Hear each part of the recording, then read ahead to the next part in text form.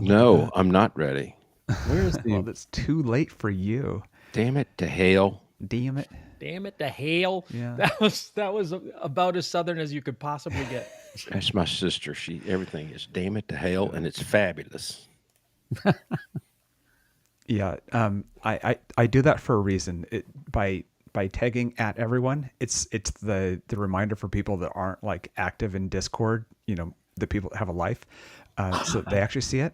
And then I also send it via Patreon because that gets everyone else that isn't active in Discord at all. So there are people that we know that like the show. They're like, if you let me know about it, I'd show up for a live stream. It's like, great. Let me just give you several ways. So you have no excuses. You get reminded like 3 different ways that the podcast is happening. Yeah. Well, everybody better put their seatbelts on tonight. Yep. Barry, sorry to hear it. It's hotter than a witch's teat in the brass bra in the month of October. It's 10 degrees cooler here than it should be, though. We might talk about that. All right. Flint, my classmate, Flint. Oh, yeah. Yay, cool. All right, ready? Welcome, everybody. Zach, spent an inordinate amount of time at PDK today. More on that later. Maybe the second even. Breathe it in. This is what you get for trying to do something, Ben. Yeah. I am censoring myself right now. Ah. To top it all off, Terry made this amazing chili, and I fried the top of my mouth, the roof of my mouth. All right. All right. We Are we doing this? Yeah, we got a lot to do. Do it.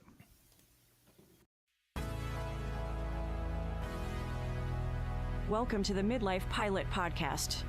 What is it like to become a pilot in midlife? The challenges are unique, but so are the rewards. Hosts Ben, Brian, and Ted talk learning to fly, growing as pilots, and the joy of flying to destinations. The purpose of the podcast is not to teach, but to share knowledge and experiences. You definitely should not take any advice too seriously from an aviation podcast that uses terms like icing on the vegetables. Okay, checklists are complete. Let's get the show started.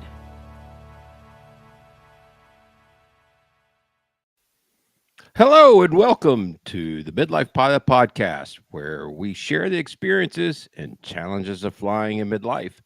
Whether you're a seasoned pilot, you're training for a rating, or just thinking about getting started in aviation, we like to think of the podcast as your aviation companion and your weekly dose of aviation inspiration.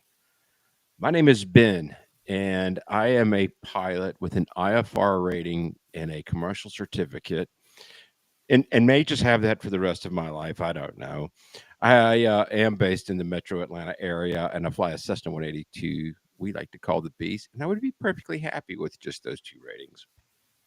Joining me tonight, it's my friend. It's my yin to my yang, a good dude, a student.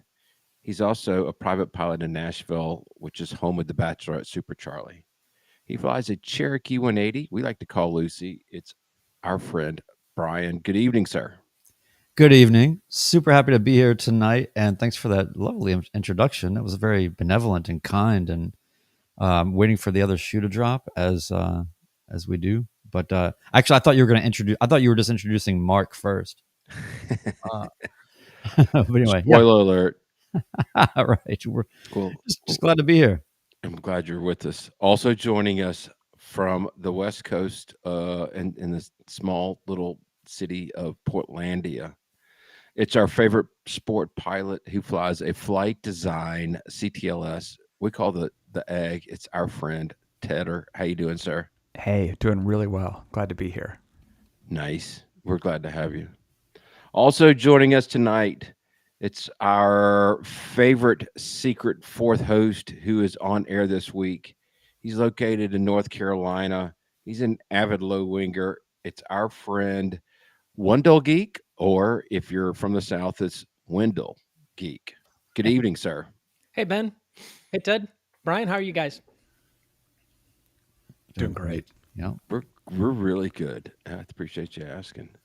Yeah, so tonight, little bit of change of plans. This is, we have to pivot sometimes. Some last minute things happen. And we thought, um, since Brian is in the midst of IFR school and Ted is IFR curious, we were going to do like a grill the IFR rated pilot.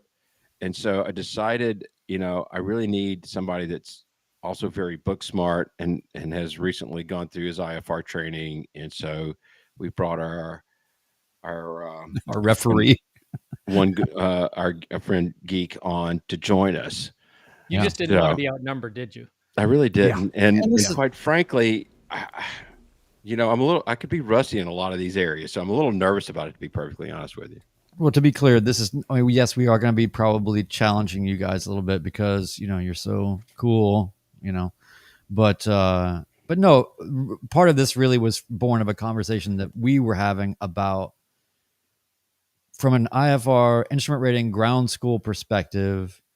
Now that I've been through private and then seen what the real world is and how much do you remember from your ground school written, from private. And a lot of those things are super intrinsic and built in, but maybe some of those things maybe you can let them kind of take a back seat for a minute. I'm just curious about, with all of this new knowledge that I'm learning from a ground school perspective for IFR, I just can't help but wonder how much of this is real world versus fake world.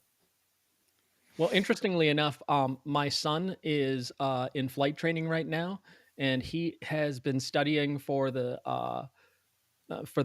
private written, and he's been asking me questions, and I'm like, do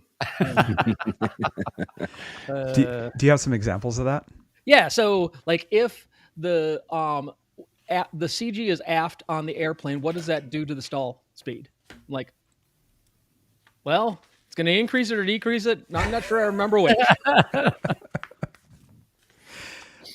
It's one thing that I've always said, which is there are kind of three levels of knowledge you need. The first is you need to pass the test.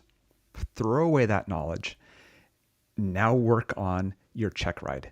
There's the knowledge you need for the check ride. This isn't completely related to the test. Once you're done with that, load up your brain with the knowledge you need to fly. And those three can be completely different things. As a VFR pilot, I know that. Looking at IFR, I only take what I know and assume that might be true in the IFR world. And I know I can make some guesses on places that's true. But that's what we brought Mark on, was we're never speaking from a point of authority here. We're speaking from a point of experience.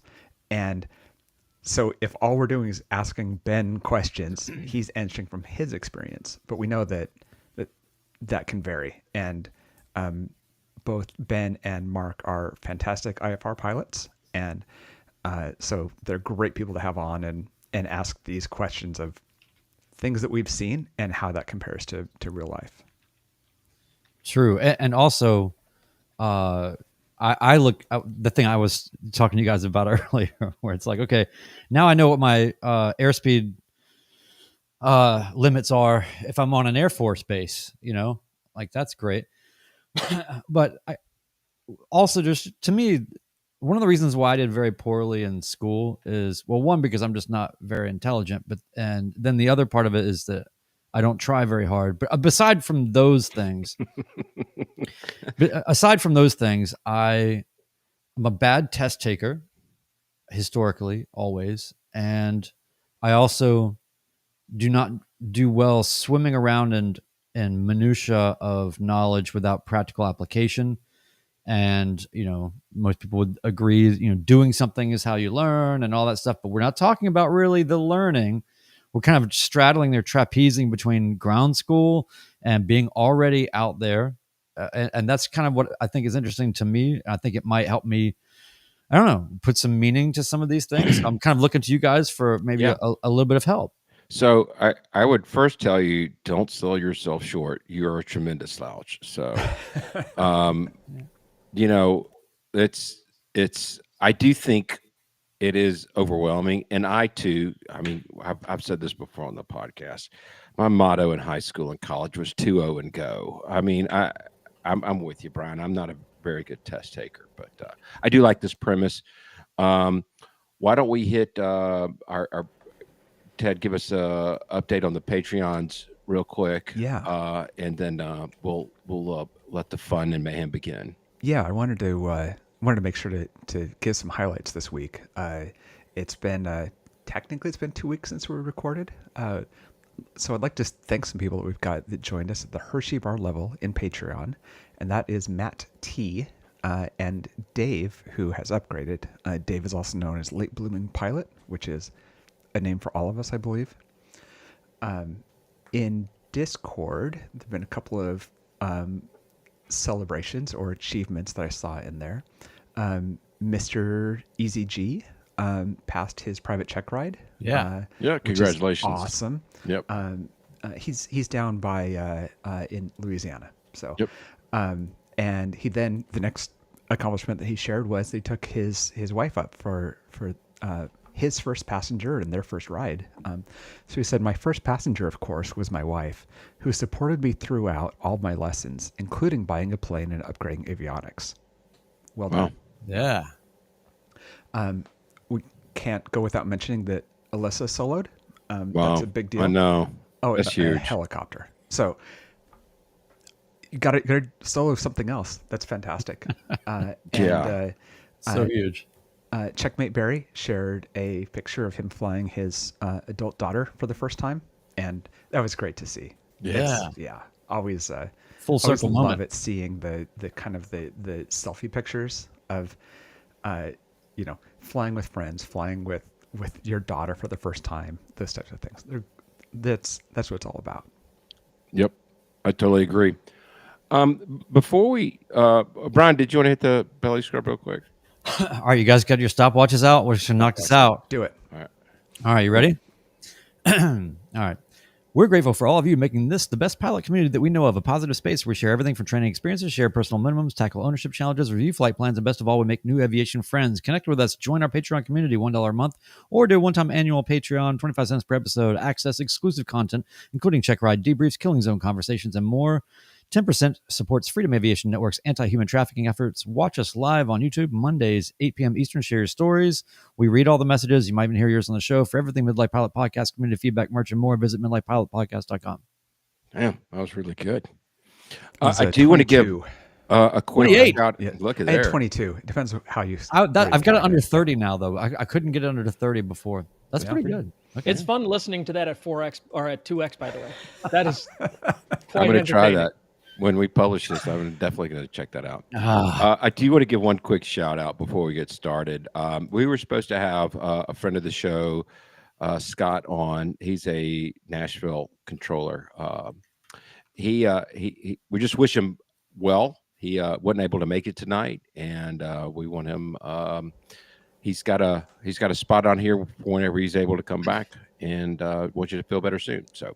What's amazing is he found something that was more important than guest hosting a podcast for zero compensation and zero upside. I don't know how that happened. Controllers have copious spare time. Yes. Exactly. Working 6 days a week all the time. But no, I mean, he's fine.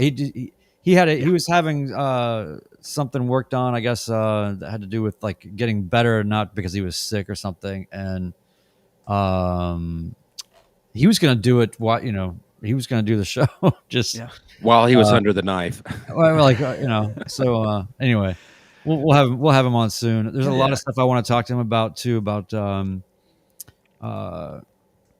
there's some more changes happening around here, but also just more broad-based controller questions. And as I dig into the instrument world more, I have more questions.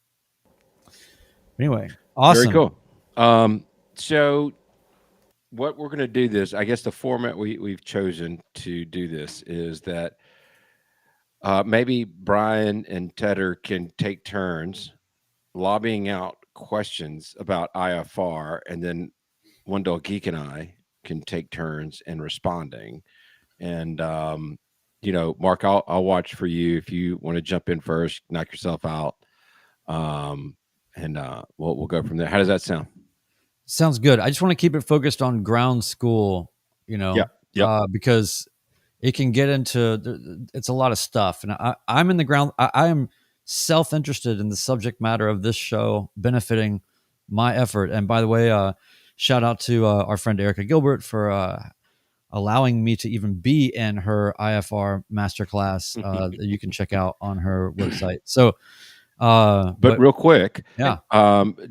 Wendell Geek, did you find the answer to what happens to stall speed when you're? No, I didn't. No, I didn't look it up. I didn't care.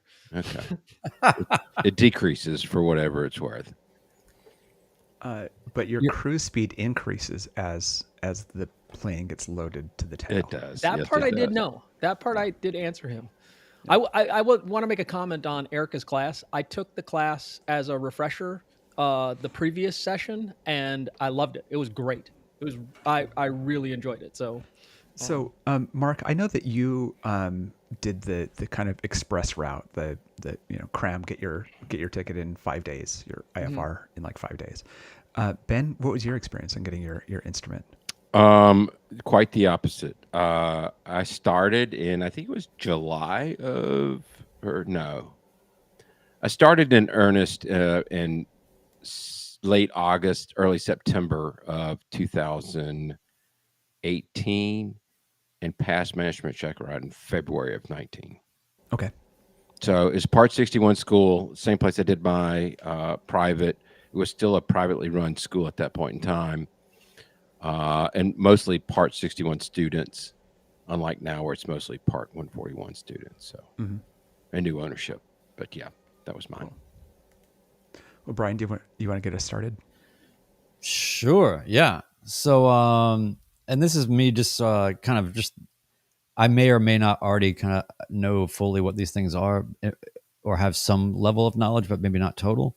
But the good news is I don't have to have any knowledge. I can just be looking at this sheet of paper I have and then just say words.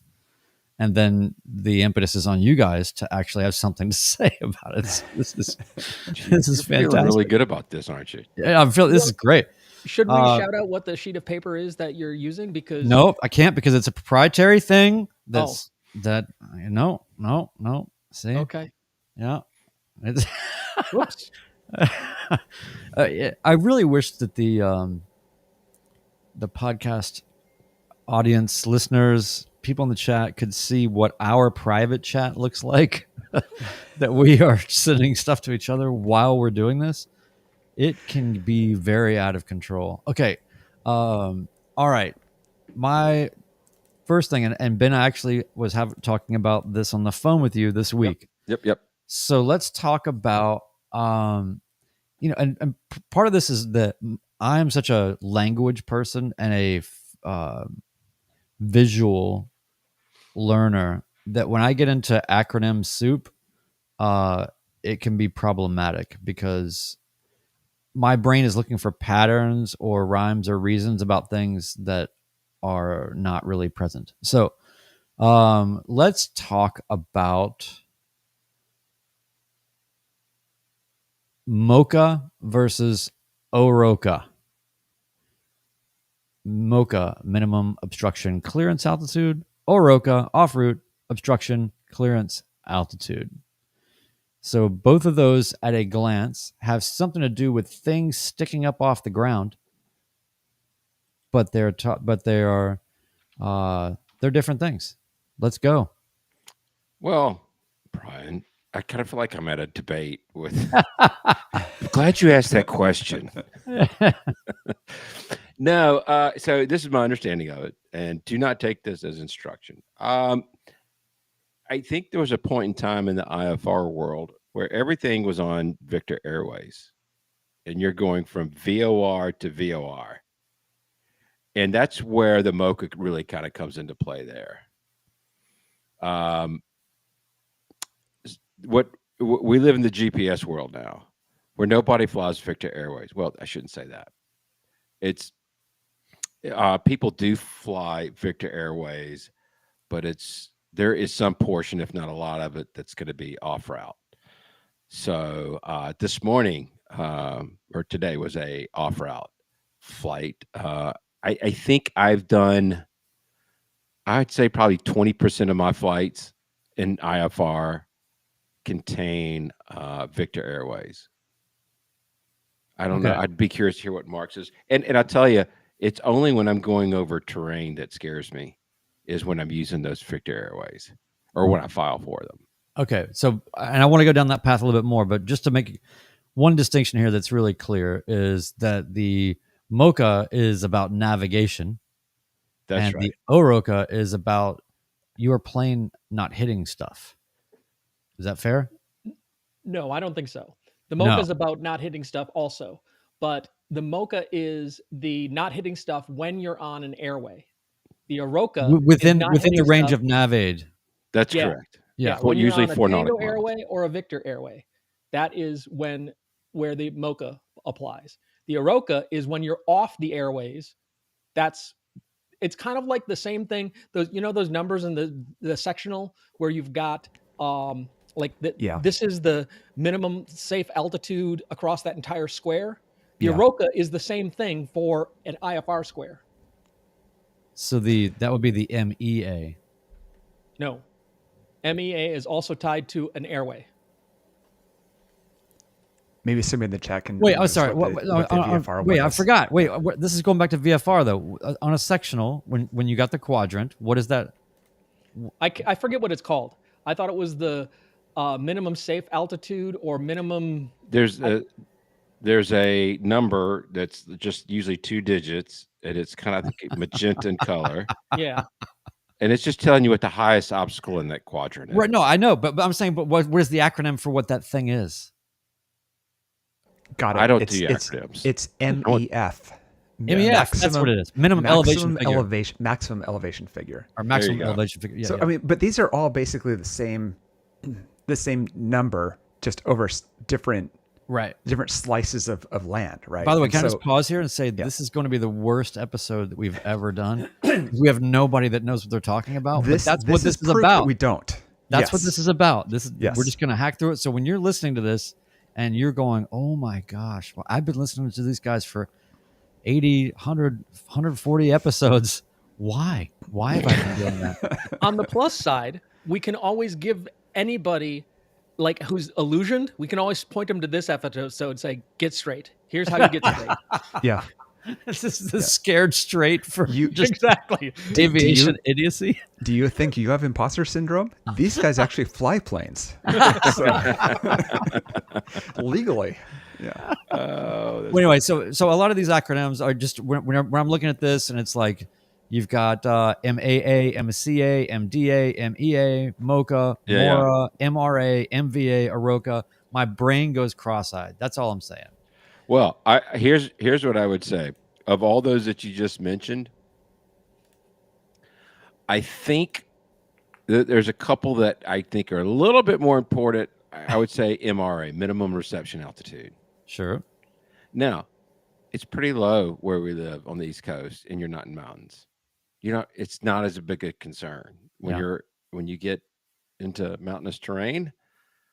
You got to start worrying about it a little bit. It's also with the MVA as well. That's one that comes up a lot. Yeah. So I'm guessing that it's AROCA when I was in an area in Wyoming, and she told me that the minimum IFR altitude in this area was 13,000 feet. Because if you were en route, it could be 8,000 feet.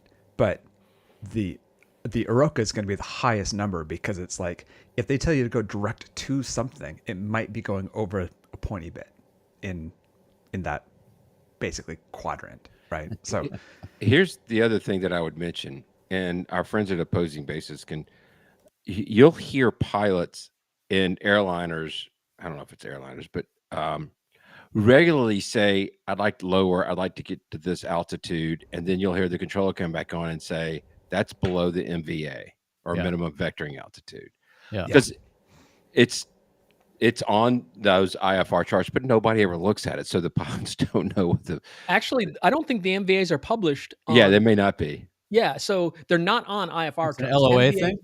Yeah, I mean, they're published somewhere. Yeah. But they're not on I the think chart. they're more for controllers and not for us actual users of the NAS. I've seen those in an area of around the Olympics in Washington, and it's like it looks like you were putting clay onto a map and then flattening it. It's like all these little sections and what their altitudes are. So it's not like, oh, in this quarter it's this high or this low. Like they're crazy shapes because of the mountains and everything else. Right. Outside of those acronyms, Brian, I mean, obviously you got to worry about DA, MDA, but those are more about landing. So anyway, Well, I would say like the ones that stand out to me are MEA and MRA. Those are all on a route. So those always apply to a route. The MEA is the minimum en route altitude, and essentially what it means is that it's the altitude at which you will get reception at some point to one of the VORs. One of the VORs will give you reception at that altitude that you're going between. And so that's an important one to know. The MRA is only applicable if you're using a VOR that's not on the route to like identify a point on the route. And so that's the minimum reception altitude you have to be in order to identify that other VOR to identify a waypoint.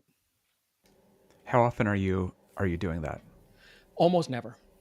But it's good to know. It's good to know because those are the, And when you do it, do you need to? Or is it probably because not. If I have a working in flight GPS, and you're no. bored? Yeah. If I have a working GPS, no. Yeah. There's another one, which is a minimum crossing altitude, which there are some waypoints that you, along a route, that you have to be at or above the minimum crossing altitude when you're crossing that waypoint. Is that the zigzag that I see on a No, that's when you flip. That's if you're doing two VORs. It kind of looks like a I don't know how to describe it. I really don't know how to describe it. It's a straight line, then a horizontal line, then a straight line, then a horizontal line. And that's the cross. That's when you switch the VORs. So if you're going on a Victor Airway and you pass that little squiggly line thing, that's when you say, okay, this is the point where I need to switch to the other VOR. Right. It's when you tune your radio. Have you guys flown an MLS approach? nope. That's I to would go to be soccer I would games? struggle to tell you what kind of an approach that is, to be honest with you. I don't even know what an MLS approach is. It's I'm gonna lovingly call it the Stofers approach. It is the microwave landing system. I didn't know that was a thing. The Stofers. Okay. You can't call it a what was the Hungry Man? Those you did those in the oven because you didn't want to mess up the brownie. The brownie was really Brownie good. was the big deal, dude. Can't mess that up. Nope. Nope. That's back when they just you got a TV dinner and like a giant piece of cancerous metal that you just bake in your oven for an hour and a half to eat 4 ounces of food. So I want to ask Mark the question though: how often are you flying a Victor Airway? I already said it's about 20% of the time for me. So there are some. If I fly up to New York from Charlotte, IFR, they are. If I don't file the Victor Airway, they're going to give me a reroute to the Victor Airway. Okay. So I kind of know that there are certain places where they're like, okay, we want you on a Victor Airway here. Florida's another one where they want you on a Victor Airway. So those places, generally speaking, I will file a Victor Airway because historically I know that they've given them to me. And, some of those reroutes are long. They are long. And when I get them, I'm really glad I don't have the 430 series GPS because that would be such an unbelievable pain in the butt to program. Imagine having the 430 series and then accidentally turning off your avionics in flight. Anyway, so yes, I do occasionally file Victor Airways where I know from experience that they are going to give it to me. As a general rule, no. If it's not a what is the word that I'm looking for? Letter of agreement. Expected. Like I know Garmin Pilot and ForeFlight have, popular routes that, this is probably what you're going to get. Expected routes is the word that I was trying to come up with. So yeah, I'm kind of the same way, is that I'm following that most of the time. So Well, okay, I'm gonna step back a little bit here. step back a little bit, please. Okay, I find it interesting. Most people will tell you. Actually, let me ask you, Ben, did you use Shepherd Air for the instrument written? I did use Shepherd Air for the instrument. Mark? I started and then did not. I decided that I did not like it. Okay, this is fascinating to me because I have tried, and everything about using Shepherd Air to me, what it tells me is all of the energy that you're putting into this is just the exact amount of BS that all of this is. Right? Like it delegitimizes the entire thing. I would rather just struggle. I would rather make a 75 on my own instead of just memorizing a bunch of patterns and making a 95. I don't know. So here's the one thing that I'm going to disagree with you on. Okay, great. Please do. So there are parts. It's just like your private. There are parts It's like that a private you're parts. never going to use again. But there are parts that you absolutely need to know how to do. Yeah, of course. You need to know about holding patterns. Shepard's not going to teach you anything. Shepard's just going to teach you which answer to identify based on some idiosyncratic numeric. There's going to be some questions about what entry are you going to do into this hold based on this position. Right. That's So part of the Shepherd Air. And there are some things. There are some questions that are kind of tricky questions that Shepherd helps you realize or gives you, this is the correct answer, but don't think too much, because if you think too much, you're going to confuse yourself as to what the correct answer is. Yeah. Because the questions are tricky. And so Shepherd helps in that area. But my personal opinion on Shepherd was I thought it was teaching me to memorize and not teaching me the skills. Yeah. So I didn't like that. Let me step back for people who are working on their private or working on their sport and haven't gone past that. Shepherd is used at the instrument level, commercial, everything beyond that. And it is explicitly about teaching the test, about getting you to pass the test. It's not about here's how to fly IFR, here's how to, get through your commercial, anything like that. It's exclusively about those tests. And so it shows you a lot of the trick questions and helps you kind of memorize that and everything else. But it means you're not learning when you do that. And so, if anybody's confused, we are obviously not sponsored by Shepherd. No, but here's the thing, though, and I'm going to not likely to be. For my ground school and any other ground school, and I'm not. This is not a dig on the ground schools, but you don't go to the ground school to learn how to fly IFR. Nope. So, I mean, it's all part of the same thing. So, yeah, Shepherd teaches you how to take the test. But you do go to a ground school not just to pass the test. You also go to it to learn the academic knowledge, so that's my thing about 3 different levels, right? Is the test, what you need for a check ride, and what you need to actually fly it. And Shepherd is for the test only. It was funny. They did a IFR ground weekend, like a cram session when I was going through it. They hosted it at my flight school, and I knew the 2 owners of the flight school pretty well. It was a lot of fun to hang out with them. And this class had I was one of 2 guys that were over the age of 40, and everybody else was in their late teens, early 20s. And the teacher was probably 80 years old and has been teaching the same class for 30 years. And these kids were asking these questions, and it was making me insane because they were trying to learn how to fly IFR in this ground school. And they kept getting off on these tangents. And this class was supposed to take 2.5 days, and it took 3.5 days because of these nice young kids who were very curious. I'm going to be nice about how I say it, but it was funny that they took it that seriously and that they were trying to understand how their flight training was going to go through a ground school. We should Yeah. read this from Michael Gillette here. The trick with Shepherd Air is this: get a question wrong, stop and read and learn it. If you know it, move on. Don't waste your time learning things you already know. And he goes on to say, it's how medical students memorize vast rivers of info. You have to stop when you get something wrong and learn it. I really like using that strategy because you can use that to learn at the same time as you're learning how to pass the test and find out where your weak points are.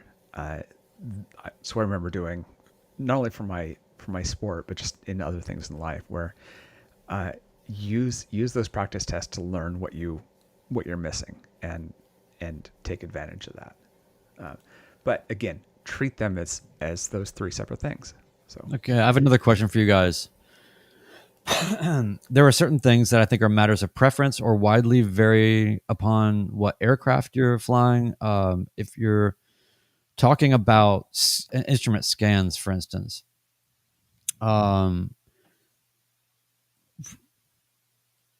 the textbook might have different interpretations of what your scan should be or what the first thing is that you should look at versus what you would do in your plane.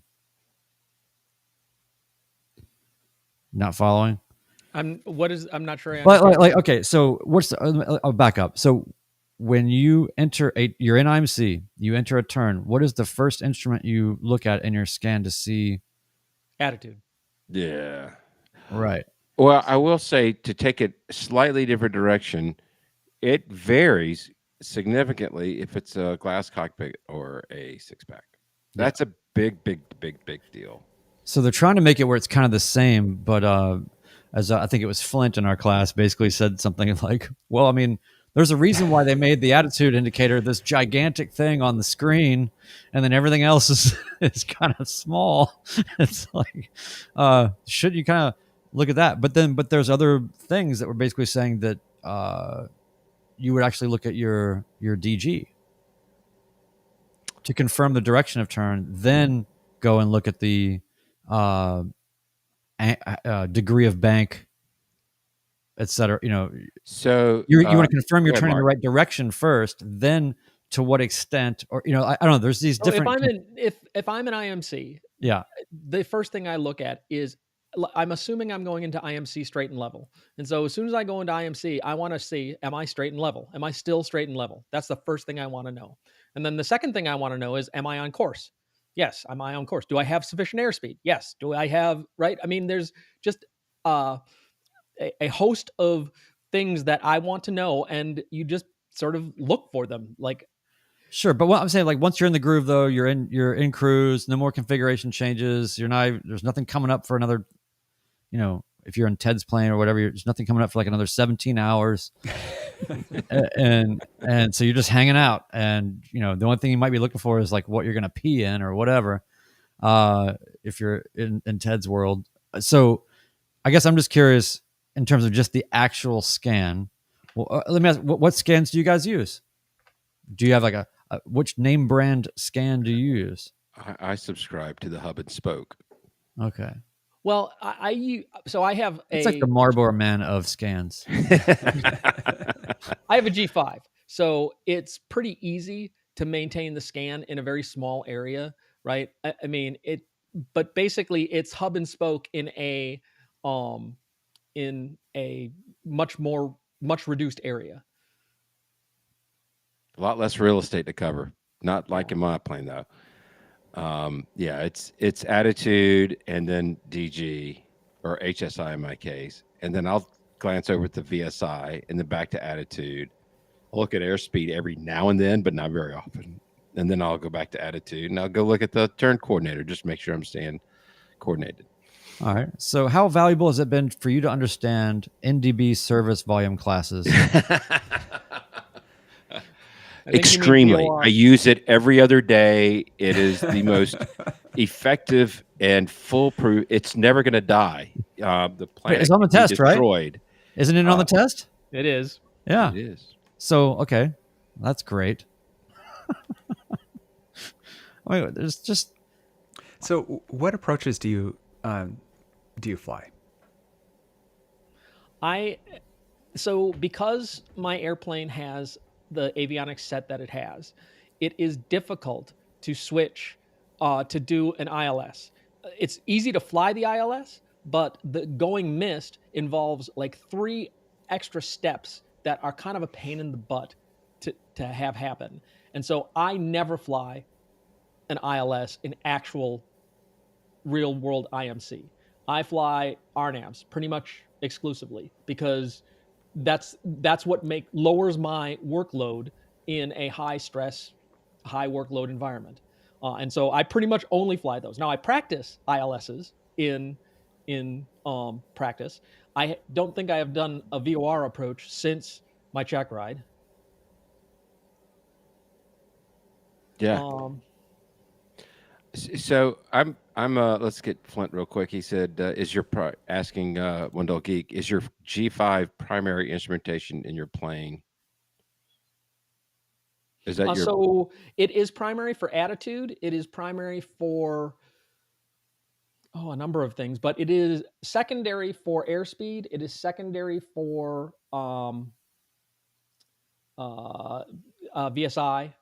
It is not primary for a number of things that like a GI 275 is primary for, which would be really nice. But I mean, it does have a pitot port, and the airspeed that it reports matches exactly what the primary one reports. So my scan does occasionally slip over to the primary added instruments to verify. But yeah, I mean, I pretty much look at the G5 because it's really easy. I had brought that up. Yeah, I very occasion, right? Like I had brought that up that's- in the course because when you're thinking about your scan, if you're a person that's got G5s and some things are primary and some things are secondary, then how do you develop your own weird scan for primary instruments that are steam gauges? So in my airplane, the airspeed indicator is just to the left of the G5, and the altitude is just to the right of the G5. And Same here. interestingly enough, in the G5, the airspeed is on the left-hand side, and the altitude is on the right-hand side. So it's really not that far to every so often just corroborate and say, hey, we're saying the same thing. Answer honestly, Geek. How many times have you forgotten to set the altimeter on your quote unquote primary altimeter? I will say I have forgotten to set the altimeter a couple of times in recent memory, but probably a handful, a very small handful of times. But interestingly enough, when we took our airplane to get its IFR check, the pitot-static altimeter check, the accuracy of the G5 is 0 errors across the board, whereas the accuracy of the primary instrument is +5, +10, -5. It's all over the place. Yeah. So from an accuracy perspective, even though it's not primary, it's more accurate. Yeah. For me, it's a similar story, but for different reasons. My plane handles the automation on RNAVs a lot better. The autopilot flies the RNAVs a lot cleaner and neater. I do fly ILSs a lot just because I want to hand fly those approaches. I do them in instrument conditions. It's not as much if I have to go missed that because my gauges are not. I'm still in 1980s technology, so it's a little less work on my side, I think. Also, the plane is 1980 technology. Yeah, I mean it's a 1968 plane living in 1980, so I mean it's forward. It's just not that far forward. So, but yeah, that's kind of me. Listen, RNAV minimums are pretty close to what the ILS minimums are these days, for the most part. RNAV most is of them are getting you everywhere. down to 200 feet. Would you say, Mark? RNAVs are everywhere. They're everywhere. Yeah. Like, ILSs are hard to find and getting harder to find. You go into the bigger airports, they'll be there. True. True. Those aren't going anywhere. But they may only be to one runway or one direction, or that could be. Yeah. Yeah, what was the last VOR approach you did? I did a VOR in the McCollum. We have a VOR alpha approach into runway 9, circle to land. It was probably about a year and a half, 2 years ago. Have you done, both of you, have you done whatever, I'll have the term wrong, but NDB arcs? Well, DME arcs, I think, is Sorry, what you're thank referring you. to. Yeah. I enjoy those. I suck at them, but I enjoy them. There's one up in Chattanooga that I like to go fly when they're landing runway 02. So I only When know the that because autopilot's working? Sure. Yeah, exactly. There's only one around here that exists, and I happen to know about it. Otherwise, I'd have no idea. yeah, it could be an NDB, it could be a VOR, it could be an ILS that has an arc. Actually, I don't think an RNAV has an arc. I don't know. I've never seen an arc on an RNAV. No, but I've they're seen usually arcs just on- 90-degree right-hand turns is Yeah. the way they get you to the final approach course. So Aren't markers sort of gone now? yeah, but we have my audio panel that our friend Lord Alpha Julia just loves. He calls it the Cuisinart. Actually, it will play if there's an active marker. You'll hear the beep beep beep as you cross over. Yeah, I've got lights. I got the lights for them. There's those 3 lights, and like I've seen those on audio panels, and it's like that's all I know about them. Microsoft Flight Simulator, you can get them to work there as well. I mean, just about every single time. I think the default is to have that audio turned on. So Well, so generally speaking, just kind of backing up, if you're talking to some numbnut like me or some others that are banging through this ground school and have cursory experience in this and that and the other, but I just want to know how much, if you had to say like what percentage of this is applied in your actual IFR flying, or do you even like if you took the written today, would you pass it? good question. I would say probably not. Without studying? I think I could squeak by with a 70. I think there'd be some guessing going on, but I think I could make it happen.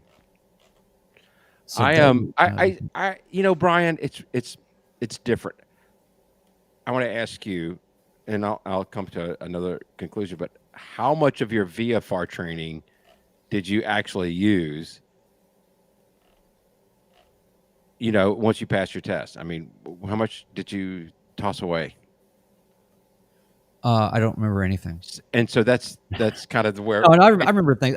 I do get a little, like I have to dig. My recall is just not there. It's like, oh wait, 3 1 5 2s. Wait, just. But that's the point I'm trying to make. How often are you having to know your cloud clearances? We can't talk about that. Why not? They're always 2,000 feet away. It's always exactly. It's weird, isn't it? I have a laser measurer. Yeah. That I just point out. But yeah, I mean, yeah. Well, that's You a lot of understand it my too. point. Like a lot of these things are just abstracts anyway. It's like, okay, can Here's you the tell me thing. how far that cloud is from you? Yeah, I can because I'm really good at that stuff. But no, what I was going to say is understanding holds is great, but what I feel like is more important is knowing how to program those holds into my Garmin 430 WAS. Mm-hmm. I need more currency on that. Yeah. But I got to figure out how to not program. I need to figure out how to get the hold out. That's what I'm not. Yeah. Anyway. So it's kind of like an initiation. Everybody has to go through it. Yep. You have to get dunked. You have to get smacked around. When's the last time that either you were told to fly a hold, like not instructionally? Oh, like a non-published hold? No, I mean just to come in because you're waiting for it. I mean, not with an instructor who's trying to get you to. What I will tell you hold. is, Yeah. the last time I was assigned, it was actually a procedure turn in lieu of a hold, because there was a plane going in. So for those that you don't know, at an uncontrolled airport, no tower, it's one in, one out when it's IFR. So you can't go in until that person is canceled. And so I got put into the hold procedure turn at the initial approach fix, waiting for somebody to cancel. That's probably happened to me since 2019. It's probably happened to me 4 times. Yeah. And So, what? so yeah, no holds, 7 but just years. procedure turns. Yeah. Yeah. I have asked never for been- them because you need to do procedure turns to get your currency. Sorry, Mark, go ahead.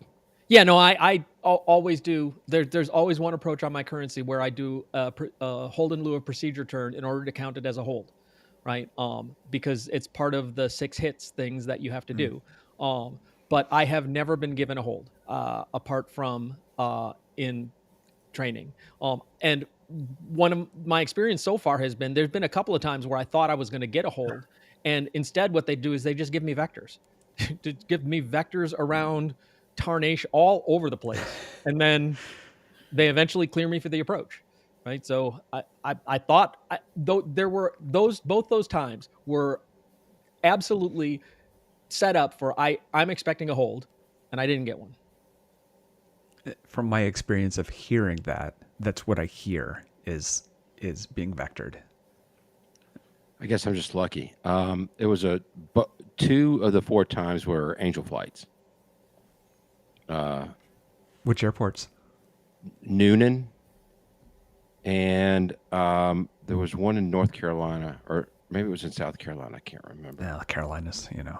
Yeah, damn Carolinians. Actually, I just remembered a time when I was flying into New York, and we were they would have passed me off to Newark approach because that was where they would have passed me off. But they said, "Hey, Newark's radar is down. You can either cancel and go VFR, or we can put you in a hold." I chose VFR. Oh, well, I mean, that's kind of a no-brainer there. Yeah. So A before hold we for wrap how up, long? there's 2 things that I want Mark to say, and they're things that he had said to me. The first is talking about training for instrument flying versus actual instrument flying. So, yeah, you want to say that, Mark? Yeah, so training for instrument flying, you spend all of your time under the hood. You're in under the hood the whole time. And actual instrument flying, you spend most of your time trying to avoid that, right? Like trying to figure out, well, where can I see if I'm going around here, I want to get out of the cloud so I can see the danger, right? And so in actual instrument time, you just don't spend as much time under the hood. Yeah. Or you don't spend that much time like blinded. Right. You're trying to escape it. Yes, Yeah. correct. So, and then the second thing is because I've started to try to read instrument plates, and I was asking you some questions about what does it mean when it says 200/18, and it was 1800 feet RVR, which is instead of saying visibility distance, it's runway visibility distance, and which is just all that stuff gets really really strange, especially when you're looking at like fairly esoteric plates, and so you were telling me about ILS plates versus RNAV plates. Yeah, they're really different. I mean, if you pull up a random ILS plate, there's going to be this feather on it that is not on an RNAV plate, and it's like, what the heck is that feather, right? Why is that there? And I mean, I know why it's there because it sort of defines the direction of the signal that the ILS is shooting out, right? But you don't see that on an RNAV plate. And so since I fly RNAVs all the time, ILSs are kind of, they're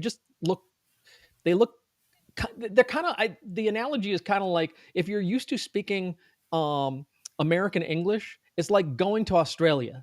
Like, okay, I kind of recognize most of what you're saying, but some things are weird. That's not a knife. Here's the other thing, and I would guess Wendell Geek, you'll be very similar. ILSs require timing, or a lot of them do. I guess they all do. And I always forget. I always forget to start the stopwatch. So once you cross over a certain fix, then it's so many minutes and seconds until you've reach the final approach fix, and and I always forget it, which is why I like.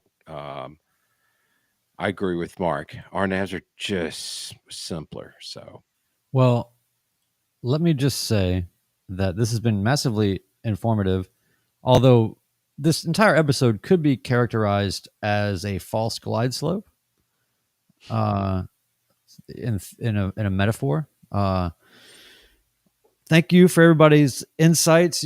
I just like, to me, just kicking this stuff around. That's the beauty of the community, and that's the beauty of learning and being all in this thing. Everybody's at different points, figuring it out. Nobody gets laughed at, or at least not. No, people don't laugh at me To your face. to my face. Yeah, right. We do it behind your back. Yes, and that is the beauty of this community, is it's very passive aggressive. No, it's very Passive southern. aggressive overthinkers anonymous. It's very bless his heart. No, but no, it's just amazing. Is there any quick chats we want to get to real quick before we head out of here? Yes, please. I think our friend Nathan Ballard, who is a CFI instrument teacher, CFII, he says, if anyone has plans to be a pro pilot, spend the time to know the IFR material, not just pass the check writer written. And I agree with this. Again, you never know when this knowledge is going to come up, and you're going to need it. So,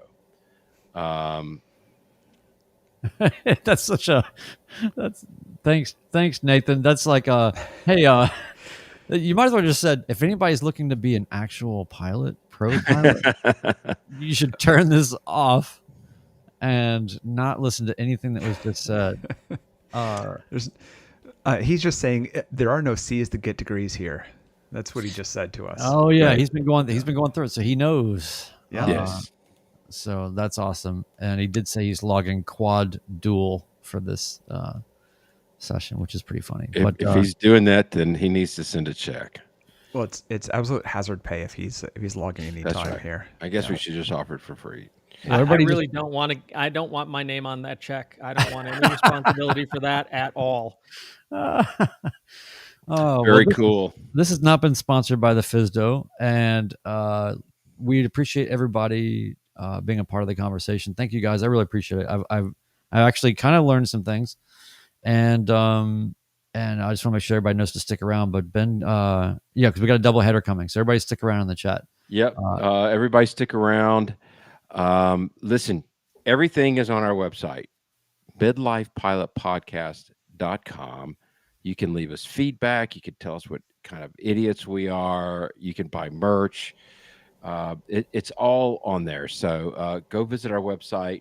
Our YouTube channel is youtube.com/@midlifepilotpodcast. Go over there and give us a like. Give us a follow. We would really appreciate it. Tonight's bit of wisdom is IFR related. It's not real IFR until the sweat soaks your checklist. So, signing off, episode 143 of the Midlife Pilot Podcast. Goodbye, everybody.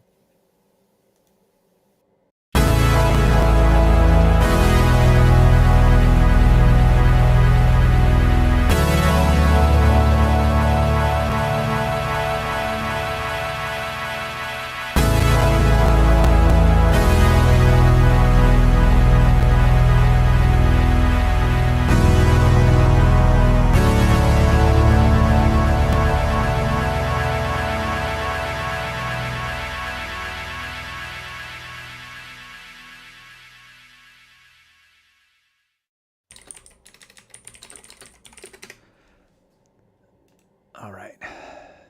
Thanks everyone for sticking around. Yeah, and I wanted to figure out some way to say that almost everything in the IFR stuff I don't use, but Nathan's right. That stuff could show up, and you need it. Well, I was just thinking when I was in Texas on the way to the Big Send, and let's see, where was I? South of Dallas, maybe. And there's this massive thunderstorm block, and all the airlines had been in holds, and I mean, there were at least 50 just kind of sitting there floating around, and they're being sequenced to come in. And it's like, that's when you need to know this stuff, because you want to hold for an hour and then get in. This isn't theoretical at this point. So I don't know. And because I was hearing them stack them at different altitudes, and that's why I kind of was able to figure out what was going on. Yeah. And everyone saw somebody with fuel concerns and like, great, go somewhere else. And it was like, oh, yeah. They had nothing for that. I want to talk about your video in the next one, Mark. Oh, okay. That's why, yeah. Okay. Well, I never know what you were on for, and what we said behind your back and in front of you. So yeah. Well, I'm going to eat some of the food that I was making when you said, "Hey, can you join?" Yeah, for sure. And for when SpaceX goes boom, yes. It's like, congrats! If you're in the Caribbean, you need to move. Yeah.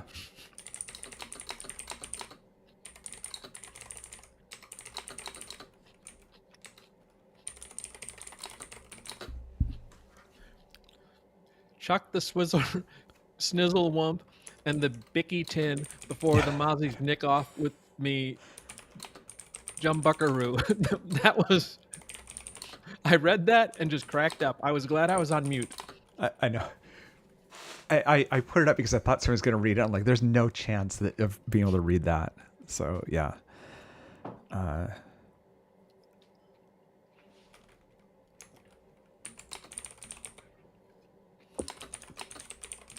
Mark, you may pass your multi-engine check ride before me. Well, I have to decide to sign up for multi-engine training. And we're not recording, are we? No. Yes, we are. Yeah, Hank. No, Oh, we're on the live. live stream. Yeah, we're still live. Yeah. This is not going into a you still podcast, but we are live. Yes. Wait 1 second. Well, yeah, we're still going. That's fine. I'm not worried about it.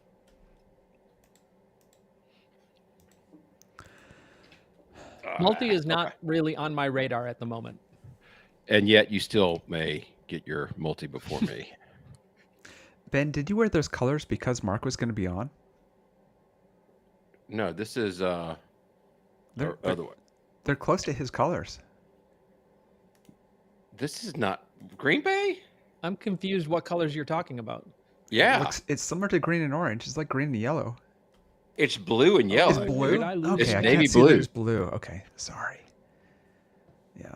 I was like, this isn't Green Bay. Okay. Is thought it was Wisconsin your college team, Mark, or do you have a college team? I was disconnected for a second, so I don't know what you said.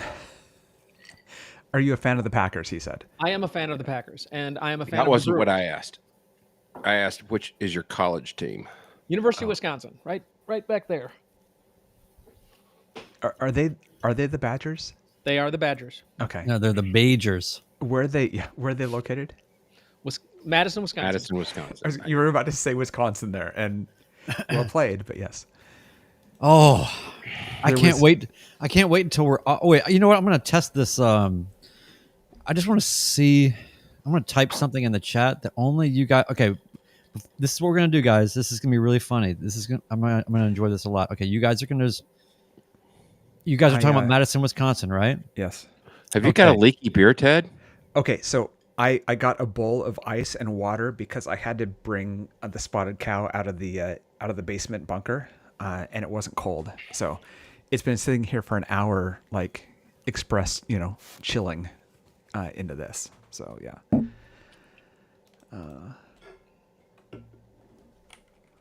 So you're typing. Yeah. Badgers get Probably, Scott. Probably. I'm gonna get rid of this bowl of water.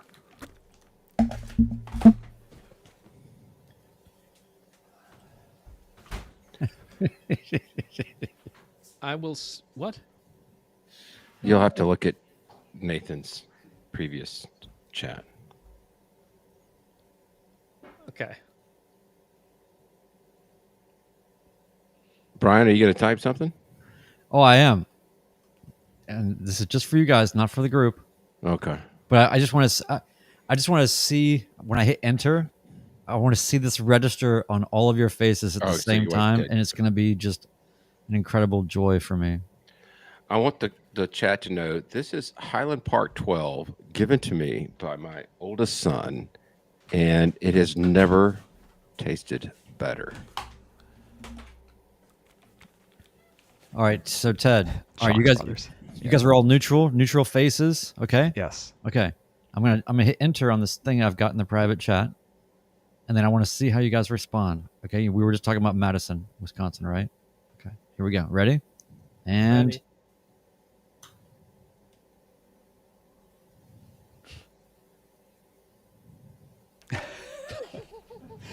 Oh, I've had that discussion in the last year about that test. So, which is the most midlife thing ever. Yeah. I think that I had no reaction because you're being You didn't challenged. track what it was? no, I completely Okay. tracked what it was. Okay. Not only did I track what it was, is like it's a course. I'm Yeah. 57. Yeah. This is a I took that test differently. Let's say it that way. I will be also. Yes. yeah. What does this say? Yeah. I'll be releasing our racing pigeons in Brentwood the first weekend in October. No bird strikes from you, please. Racing pigeons. That's kinda awesome. cool. Yeah. Man. No, Ben totally got it because Ben's been down that road so many times. It's not even funny. Yeah. All right, so we're gonna do an information whiskey coming up here, right? Whiskey. Yes. Let's do it. And there's a show doc for it with just a few notes, but there's one feedback in there and a couple things in their personal flying recap, and that was it. So Cool. But- Game on. and we can say this here because it doesn't matter. This is episode 145 that we're recording. It's airing in 2 weeks. Yeah. These numbers don't match for a reason. It seems weird. It's because Mark will be here next week, and Mark wasn't going to be here, and we needed to record them out of order for Mark. So anyway, 145. Drops My in 2 brain weeks. is breaking. I So this is know episode some of the 145. details, and it's breaking my brain. Yeah. Okay. This I fixed it on the is show doc. Epic. Yeah. Yeah. And I'll get a caption up so that we remember what the number is at the appropriate times. Yeah. So I should be looking at the episode 145 sheet, Yeah. not the 144 one. There's not much in it, but Okay. yeah. My question for Brian is: have you heard back from Madison? Not yet. Not yet. Okay. I almost moved to Madison. Oh, If was, if I had any of my children were girls, they were going to be named Madison. oh. I loved my time in Madison. Absolutely loved it. Our 5 or girl 6 name, of the best years of my life. our girl name was Aprilia. It was actually Aprilia Elise. If anybody else gets that reference, I think AJ will. But yeah. Yes. All right. All let's right, let's do it. let's go, baby. Yeah.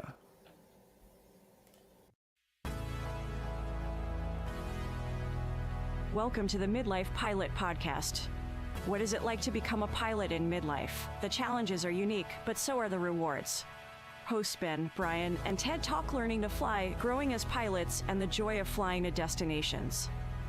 The purpose of the podcast is not to teach, but to share knowledge and experiences. You definitely should not take any advice too seriously from an aviation podcast that uses terms like icing on the vegetables. Okay, checklists are complete. Let's get the show started.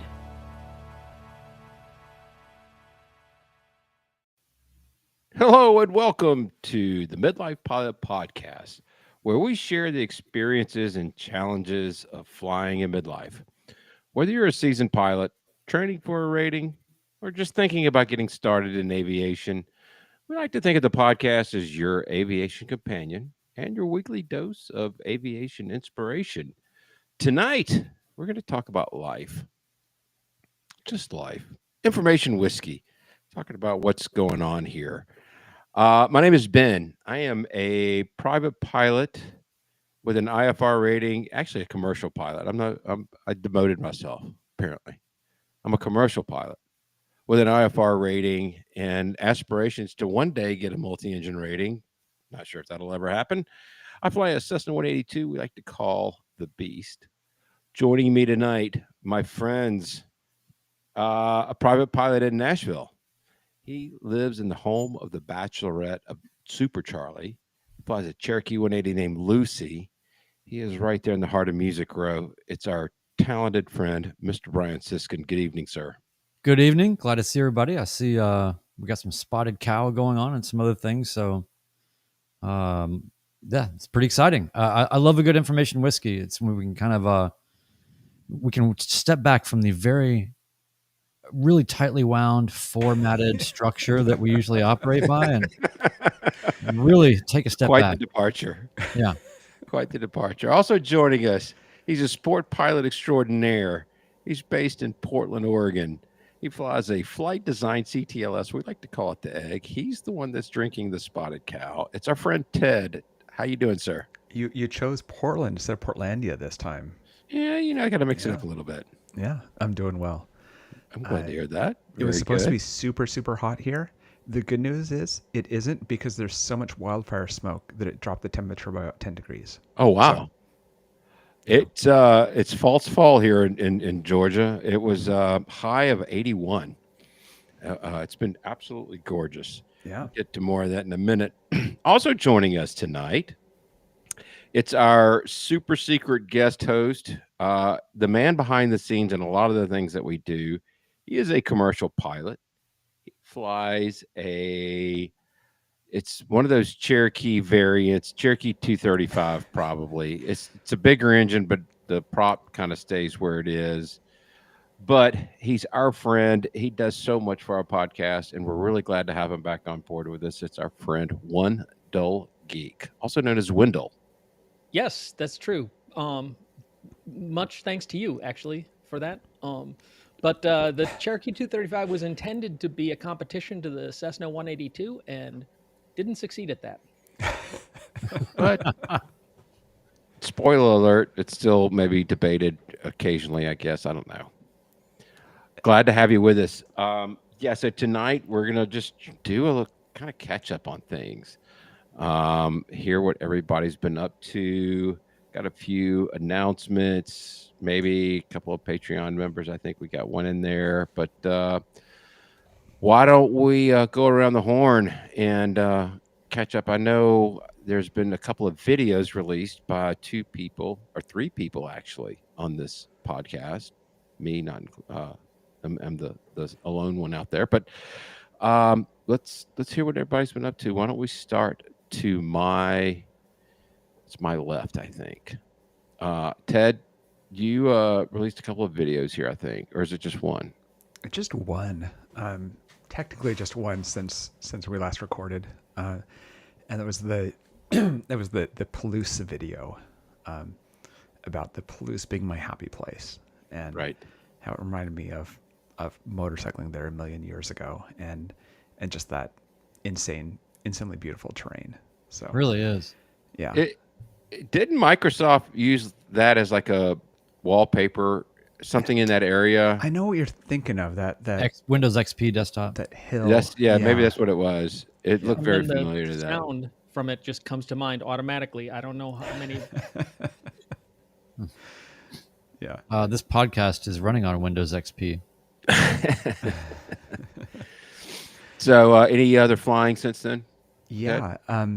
I did one flight so I flew with a guy who's a controller in Portland, and we had a great time. And then the following weekend, I'd just taken off 150 miles from here, and I'm in a, let's see, what is that?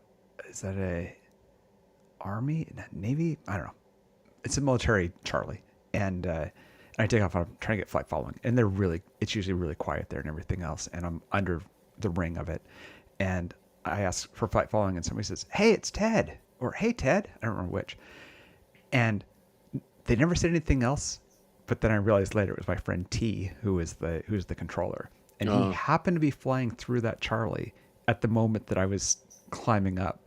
There were probably only 4 planes in the area when that happened. So it was really, really kind of fun when he texted me later on that. Then the other one was I was coming back, and I was at the point where I am flying about a mile from Checkmate Berries Airport, where I could look down and see that they were having like a whatever it's called, like Wings and Cars or whatever the like car event is on the runway. But I saw that I had heard actually on frequency, I'd heard Dominic, and I didn't recognize the tail number, but I recognized his voice. And so we were coming from kind of 90 degrees opposite directions and headed completely opposite directions from each other. And we crossed over about 2 miles apart from each other. And he actually took a picture from his plane, and you could see mine as about 7 pixels in this picture. So we were that close. So it was, same flight. And how fun is that when you start recognizing voices and tail numbers and all of that. So that was great. Nice. Enjoyed that video a lot, and I liked the parallel of the. There's a lot of us, or not. I'm not, but there's a lot of people in the community that are motorcycle people too, and there's some parallel between the motorcycling experience and the flying experience. So for you to have a happy place that you like to go fly, that also you have done an extensive amount of riding, and I don't think people realize how much of a motorcyclist you are or have been. But I just think that's cool that you have that sort of ground romantic experience with a place and this kind of aerial experience. It's really neat. Yeah, and it made me look back through photos and think about, when there's 100 of us meeting at a farm and tent camping and everything else, and the one guy hits a deer and his motorcycle's on a trailer, and it's completely as far away as you can get on the farm driveway, and you can still smell the deer from, like, that visceral smell is something you don't forget. But I've done a lot of motorcycling. I've been above the Arctic Circle, and I've been below the equator. Wow. And I've gotten there from here in both cases. It's funny to me because there's these different tangents. So we covered it a couple episodes ago. There's the creativity aspect that pilots have that's tangential to flying. There's the motorcycle aspect of it. And I think the only thing that I bring to the table is fly fishing. And I don't know of any other fly fishing pilots. So maybe that's not as tangential as I'd like to think that it is. Do we have any? I bet we've got some people listening. Maybe. I don't know. Your hobby has the advantage of having fly in the name, exactly. Right? Yeah. That's another story for another day. But yeah. Well, you're just flying the wrong plane in the wrong part of the country. Yeah. There's probably that. That's probably what's contributing to my bitterness at this point in time. There's a lot of. If you were out in Idaho or somewhere, this is what you'd be doing: backcountry flying and fly fishing. Yeah, the 235 and the 182 are both known for being in the Idaho backcountry. Like, famously, planes that are taken into. Oh wait, no, just the one. Yeah, no. Hey Ben, what's your on a typical grass field? What is your takeoff roll? About 600 feet, 700 feet. It's pretty damn good. Yeah. I really think I'm just gonna put this out there. Music City Stoll is coming up in October. Ooh. And I will definitely be there. Everybody come out. It's going to be awesome. It's a really well put together event. They do an amazing job. It's, they got music and they got all these things going on. And Stoll. Yeah. Yeah. They got all the things. I went last year and was amazed. It was so cool, and I'm definitely going back this year. But they have a class for beginners, and Ben, I'm telling you, man. Oh man, you've already got the plane for it. I saw people doing that in. Is it like Centabrias don't have flaps, right? Like it was, or a Champ, or both. I can't remember. There were people just. Failing miserably on the actual measurement scale, but still doing it and trying to do their best. And they would be in the same class with people that had really high performing planes, but just hadn't done it before. So it was really cool. I forget what they call it. Somebody can tell us, but I'll look it up. I'll find the date. If I'm just saying, like, dude, if I'd I love had to your come up with plane, that. if I had your plane, I would be doing that. I I mean, will. I would. If the timing can work out, I will be up there. Have you ever seen Piperzilla?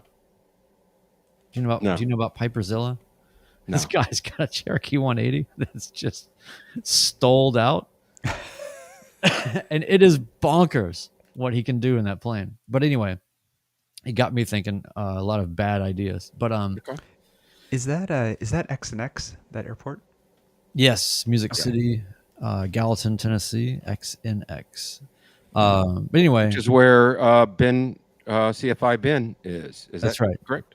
yep, my he's been my instrument instructor for the amount of dual that I've gotten so far, but he's also been my tailwheel instructor. Nice. He's the one that got me into flying a Cub and trained me in that 140 and all of that. But okay, so yeah, Dominic's saying champs have slips, don't need no flaps. Exactly. I think that he's just trying to brag that he just did his tailwheel training. Yeah. Last couple weeks. Well, I guarantee he wasn't Yeah. landing in 400 feet. And that was the that's what made it so cool. Is the person just had the worst possible plane to do what they were doing, and did it anyway because Right. just the challenge. So anyway, I hope you guys, Ben, you should try to get up here for that. Mark, you should try to get up here for that. I think it's the weekend of the 10th or 11th, 12th, somewhere around there in October. It'd be awesome to have you guys. If I'm not in Moab, Utah, I will be there. Okay, well that's forget Nice forget brag. forget Tennessee if you're going out there. So but anyway, It's up in the air. So I haven't, yeah. you haven't been flying? I was about to ask what you've been up to. Yeah, I can tell you all the stories that I don't have. I've been in ground school, and then otherwise, I mean, I did enough flying last week to figure out that the push to talk was broken. So that was good. And then I've got some trips that I'm planning though, where I don't really have the bandwidth in my life really to be doing these things, but I just realized that if I don't have something on the horizon to look forward to, that's a nice trip, then I'm just a shell of a human being at this point. So Ted, you know what I'm talking about because you have to take one of these amazing trips every 6 to 8 days. So I am planning my next trip, which will be in October, to go from here to New Orleans, land downtown, pick up some friends that are visiting there from Marfa. My Marfa friends are going to be in New Orleans. I'm going to pick them up and fly them back to Marfa. I think we'll go through maybe Galveston or some other places on the way. And when you put people on the plane, you can charge prorated share. So it's pretty sweet. Yeah. I'm like, hey guys, let's go. Where do you want to go? So anyway, I'm excited about what I have coming up. And I'll just, I think this is like a pretty midlife thing for a lot of us where you get to a point where you've just done a lot of the local area flying and you really are trying to make these things count. On one hand, I need to be putting that money towards instrument rating and things like that. But at the same time, I have to be able to just go fly and do something that I want to go do just to get me to a place to have an experience I want to have. So I just need some desert time, man. So I'm going to go check out in the desert in October for a minute. Good for you. I cannot agree anymore wholeheartedly. It's been kind of a challenging time at work, and I had kind of I have this, as you can see, as my title of this podcast. I'm a plane jinxer. I showed up for my lesson today from Multi and was told that the plane is still not out of a 100-hour inspection. So I made a trip to PDK. I actually had an Angel flight later that afternoon. And to add insult to injury, the patient, bless her heart, was delayed by about an hour getting meeting me when she was supposed to have. And so, that put everything behind. I did obviously make the podcast in time, but it was, you have the stress going in. Don't get theiritis. Yeah. Be safe.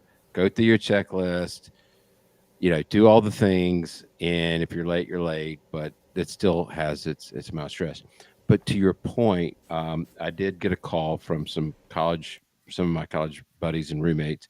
They're all meeting up in Moab the first weekend in October, and I put it on the calendar, and that did more for my mental mood. Whether I take the trip or not, I don't know, but just knowing that I have that to look forward to Mm-hmm. was pretty huge, to be honest with you. It really does kind of lighten up the spirit a little bit.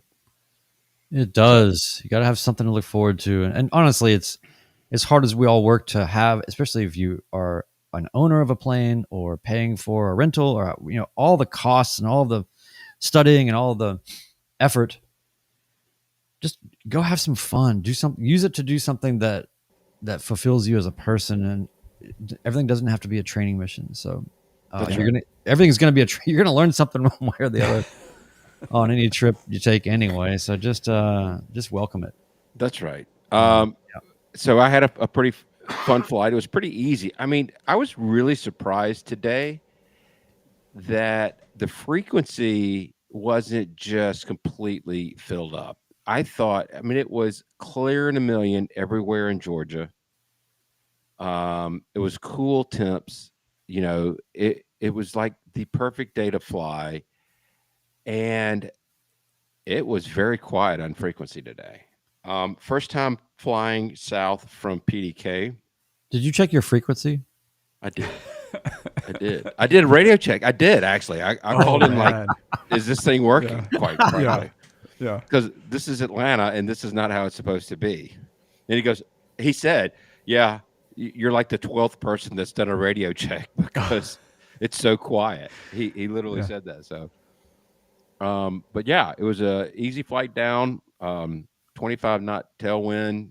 Made the trip down there in an hour and 10 minutes and took almost 2 hours to get back. So it went directly from the north. So easy trip. I did VFR coming back up, and just because I haven't flown VFR in a long time, and learned something new. So if I had to fly around the Bravo to get back in time, I was going to be late for sure. So I followed VFR. It was clear in a million. And, praying that I was going to get cleared over the top of Hartsfield. I know the sector in which you have to request it. And I specifically asked the sector before, just like asked him if he heard if people are getting through. And this was the quietest frequency of all the Atlanta approach sectors that there is. So he was ready to chat me up about this. He was like looking for a conversation, basically.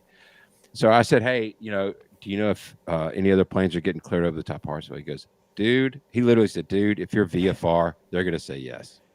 He said, IFR, we have a hard time getting through, but VFR all day long and twice on Sunday, because you should not have any problem whatsoever, blah, blah, blah, blah, be at 4,500. And I'm like, yeah, I rarely get told no. I said, but today's the one day I can't afford to go around the Bravo, so that's why I'm checking. He goes, oh. So anyway. So he's like, be it 3,500, 4,500, 5,500, 6,500, 7,500, 8,500. Yeah. No, there's two altitudes VFR, 4,500, 5,500. That's all you could be at For over And they have Hartsfield? to fly over the top. Ah, interesting. Only those two. I'm feeling very triggered because I was flying and I was descending at like 100 feet a minute for like 4,000 feet that I needed to descend. And I was flying a 357 heading, and I was advised that I couldn't be flying that at 9,500. And I was like, technically I'm not. I'm descending, just descending very, very, very slowly. He had traffic like 40 miles away that he wanted to send at 95. And I'm like, okay, fine. I'll descend faster, like. So this was pretty funny. When you come from the south, just south of McCollum, Cobb County International, as it's formally called, Romeo Yankee, is Dobbins Air Force Base. And they're a Delta, and their ceiling is at 3,600 feet. And I would say 99 times out of the 100, Atlanta's going to coordinate and clear me through their Delta. Today, they said, you need to stay above 3,600 feet. You need to stay out of the Delta. which when you clear their delta, you're on like a 2-mile final. If you're going. Cirque Slam Dunk. So I put the beast into the biggest slip, and I had Oh, you didn't have your angel flight though, right? I had the most fun. Like, I was worried about being here on time and doing this and work and all this. He said, I guess I got to keep you above. And I was like, yes, I'm excited about this. Yeah. And I literally went from 3,600 feet to 1,600 feet, and I never went above 120 miles an hour. And I just dropped it straight in. And there was a guy doing a practice RNF approach in, and he wanted to get me in front of them. And I just was in my happy place. That's like, please, this is what I need more of. Is just good challenges like Sure. And then you spent half an hour cleaning all the bugs off the side of the plane. That's exactly. It was a lot on the windshield, but yeah, it was a lot of fun. But those are the things you can do when you're solo or with a pilot passenger that you wouldn't do it on an angel flight for sure. Or not with my wife. Exactly. Well, maybe I might do it with Terry because no, I'm just teasing. I was gonna say she's been kind of snarky with me lately, so I need to. But she hasn't been, and I can't really say that. But yeah, no, it was really a fun moment. So, why don't we hit our housekeeping real quick? And I think Brian, you've set a new record. Maybe we should take your time on this one. Maybe drink something. I don't think so, man. Look, the last one was. I'm getting down below 30 seconds now. Okay. So, oh wait, now I'm getting a note that says to do something totally different than No, what's you're happening. doing the scrub. You're doing the scrub, doing man. Oh, scrub. I thought that was like a Scrub the housekeeping. yeah. You know, we talk in the private chat about housekeeping or belly scrub. So crossing the terms, All right. scrubbing the scrub. I mean, honestly, at the point that we're murdering this so scrubs. badly, we should probably just take it out. But I feel like we have to do something to vaguely remind people that we're actually trying to do a thing, and it takes effort and energy, and that people can do stuff. So, all right. All right. Mark, you got the timer ready? I'm ready. Okay. All right. And we are grateful for all of you making this the best pilot community that we know of, a positive space where we share everything from training experiences, share personal minimums, tackle ownership challenges, review flight plans, and best of all, make new aviation friends. Connect with us. Join our Patreon community from $1 a month or do one-time annual Patreon, 25 cents per episode. Access exclusive content, including check ride debriefs, killing zone conversations, more on the Discord. 10% supports Freedom Aviation Network's anti-human trafficking efforts. Watch us live on YouTube Mondays, 8 p.m. Eastern. Share your stories. Read all the messages, especially the flying stories. You might hear yours on the show. For everything Midlife Pilot Podcast, community feedback, merch, and more, visit midlifepilotpodcast.com. And I knew that was bad. Dad hats. I wanted to talk about the dad hats. I also wanted to mention that we have a new Killing Zone conversation in the Patreon. Yeah, that was bad. Oh, sorry, man. I let you guys down. I got a little, I'm a little spun out. And also somebody was hovering the cursor over in real time over the document as I was trying to read it, and it threw me off. Was that the intention? Okay, so you been? No, I no. Penalty. Never. Penalty. So I haven't listened to it yet because I was at my top secret location last week, and you guys did a Killing Zone conversation. Yes, we right? did. Yes, we did. We had a really good time. Yeah, it was especially poignant because we advertised that we do them. That is officially our third one. Now we did some before that. Yeah. But officially speaking, that's our third Killing Zone conversation. Yeah, which is 3 more Killing Zone conversations than you'll find anywhere else on the internet. Yes, and also they're implicitly endorsed. So that's right. Go. Yeah, take that. Ted, any new supporters? No new supporters. No new Discord. Actually, we do have one. I put one in there. Not in this document. In 140. Oh, you know what? Yeah. It's John M. We want to thank you for joining us on Patreon.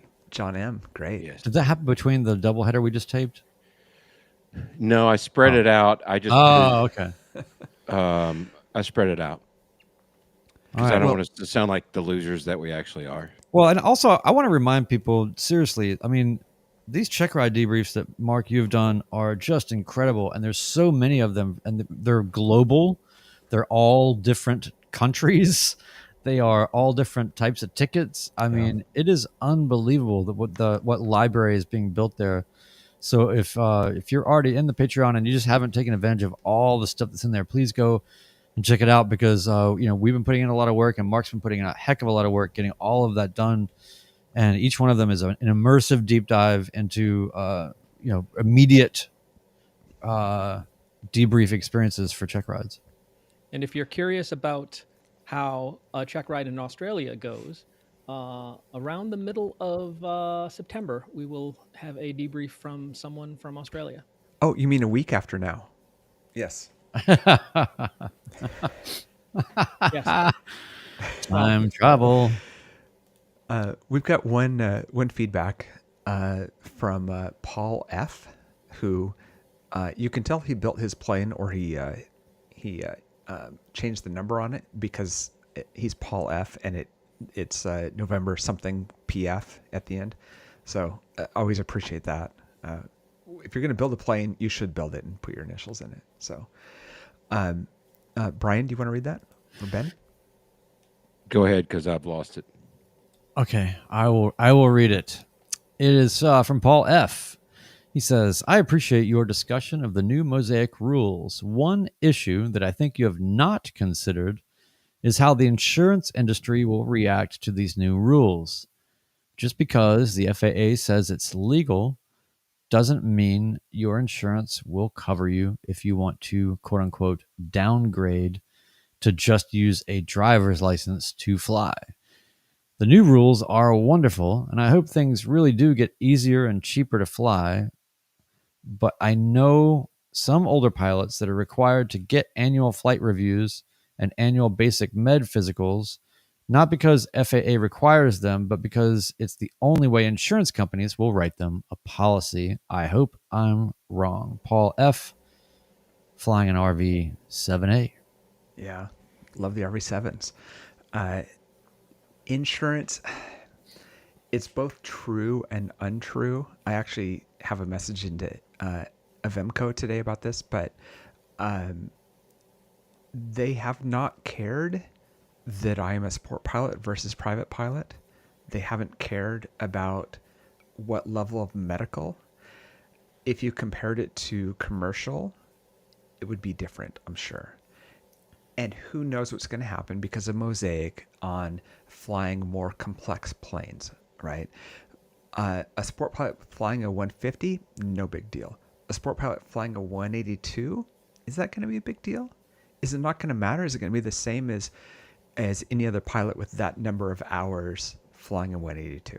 So who knows, right? They make their own choices on how to handle it. And Mark and I have both talked. The numbers have been sliced differently by different people about the safety of experimental versus certified planes versus LSA versus certified. So choose who you want for the numbers, but it is interesting. The thing about sport pilots that turned, especially a lot of the volunteer organizations off, is that the data was really noisy because there's so few numbers. In 1 year, you might have 3 fatalities, and that means that it's 10 times as dangerous as a private pilot. And the next year, there's 0. So what do you do? Because the numbers are so small, it's not statistically significant, but nobody cares about that. So they just care about how it looks. Having worked for not aviation insurance, but working for an insurance carrier for 30 years, I don't know this, but my guess will be that they're going to probably come out of the gate killing a mosquito with a sledgehammer. They're probably going to inflate their rates because they just don't know what the risk is going to be, and they're going to err on the side of caution. Well, don't you think that like a lot of the airplanes that are experimental that are going to be available as the same airplane as an LSA, they're going to have at least some information on?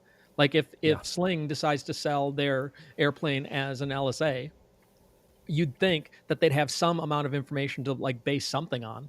Yeah. Right? Yeah. It's going to be interesting. Yeah. And from the sport pilot side, I know that all they care about are your hours, and Right. which puts it in the same category as being a private pilot. Again, let's put aside instrument commercial things like that can cause reductions, but just compared to a private pilot, all they care about are the hours. And I even had that when I bought the egg, because I was like, if I have 1 hour in it or 300 hours, what do you care? And they're like, basically, once you get 5 hours, they don't care. It's all the same rate. And Well, this is something as midlife pilots we have to be thinking about, because we're not all headed towards some pinnacle of health that that is unimaginable from where we are now. So I mean, I am, but yeah, I mean both us and the planes, we're just preserving the decline. yeah, that's right. Yeah, there's basically corrosion X for pilots, but yeah, I mean, I guess I'm just curious about. Are we back to the bore scoping conversation? Right. By the way, just quick, I just want to throw this in here real quick. Scott P says, I've been listening to Killing Zone after last week's podcast, and what he means is the book by Paul Craig. Please go check it out. If you don't know what it is, you'll like it. He says, I was amazed that someone tried to recreate the Top Gun inverted scene and it didn't go well. I don't remember that one. I don't remember that. I thought that was about Mark's debriefs. Oh, yeah, that was the one thing I got from Killing Zone. Was there were a lot of those that were like, hey, watch this, and it's like, the 17-year-old stalled a plane at 300 feet, and over somebody's house. Like, there was a category of those that were. in the South we say, "Hold my beer." Yes. So I thought redneck famous last words were, "Hey, y'all, watch this." it's that and "Hold my beer." There's two different ways to go about it. That's pretty good, Mark. That was a pretty good Southern accent. I mean, it sounded like Midwestern Southern, but it's like how, if you go to a foreign country and the person that's native to the country, they kind of go, whoa, that sounded pretty good. They're basically saying that was vaguely. Yeah. Is North Carolina the South? Yeah. Most definitely. Okay. Yeah. Florida is not the South. Well, northern Florida is the South. Yeah. But it is tough, though, because I grew up in North Carolina, and so. But you grew up in hill country, right? No. Well, depending on which parent I was staying with. Okay. So I had one parent in the Piedmont and one parent in the mountains at different stages. But yeah, I mean, you guys don't even know this, but I briefly went to elementary school in the same town as the mythical triad. The triad is where I'm from, ultimately. But yeah, I don't even know where I was going with all that. Just to say that when I went to New York, people were like, "You're not from here." When I'm down south, people are like, "You're not from here." So I don't know, but yeah. So I would like to, on the advice of the private chat that I just saw with instructions from Ted, I would like to now very naturally segue to Mark's video. it's funny to me that the professional in the building here is the one that's Doubleheaders. just referring to the private chat. Yeah. And, Yeah, I'm just sending it. Yeah. But it's like jazz. He knows when to break the rules. Yeah, So that's right. breaking the fifth wall. Just play the right note. Wait, the fifth wall. No, but no, Mark, I'll just lead this out by saying, look, if you guys haven't seen Mark's latest video, Mark has you have a tremendous YouTube channel, and you've made a lot of really great videos on that channel over the last few years. Your latest video is by far my favorite video that you've made, and so I know, as a person who also makes videos on YouTube, that is the kiss of death to the algorithm. When you really love something that you've made, and you really try to tell a real story authentically and actually take time to cut it properly and think about how it's sequenced and how it's presented and really try to get all of that together, and you put your best foot forward because you just really like the story, those are the videos that will do the absolute worst and just go completely invisible, and it's just the spite of YouTube and the algorithm. So I just want to say, in spite of all that, I'm here to say on this podcast that video was amazing. So this video is your breakdown essentially of your experience on the Fisk approach arrival, and it's you and Ted going through it, and And I love the but- way that you go back in time and forward in time and present in time. I typically don't like things. My wife laughs at me when we're watching documentaries, and like the Inception kind of ruined a lot of filmmaking for a lot of things, because now everybody's like, yeah, we're just going to needlessly time jump to just Right. whatever. Right. I'm typically just tell the story, linear time, because I have a small brain that doesn't work very well. That video, though, the way that you pieced time together and would go back and refer to things and then bring it forward to the present and all that, it was masterfully done. You always talk about, I'm not a creative. And I'm like, dude, I'm sorry. You are absolutely creative. That was a top-notch video. I thoroughly enjoyed it. I learned a bunch of stuff. And it's the first thing, and this is the comment that I left, it's the first anything that I've seen where it actually made me want to fly the Fisk, because everything else I see, I'm just like, well, this seems just miserable. Why are people doing this? Well, thank you. I will say that every so often, even a blind squirrel finds a nut, right? I mean, A blind nut finds a squirrel. blind nut does find a squirrel too. I mean, I guess it could happen. I think that proves my point.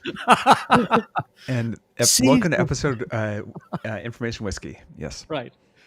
So, but I mean, I really appreciated the way that Ted went about trying to say, hey, I just did this, and here's what I learned, and here's the help that I can provide. And I thought it was really, really helpful. And I don't know what made me think to cut it the way that I cut it, other than I was watching Flight Chops do a similar video, a debrief of his instrument when he finally passed his instrument check ride. And I'm like, oh, maybe that would work. Let me try that and see what happens.